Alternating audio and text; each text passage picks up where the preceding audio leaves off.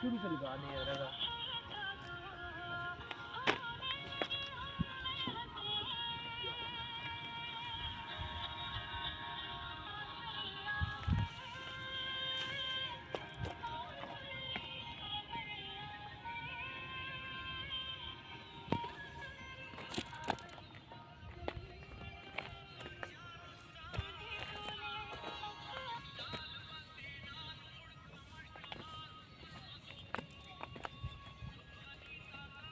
उस दिन नहीं आया था फिर उस दिन पता नहीं आप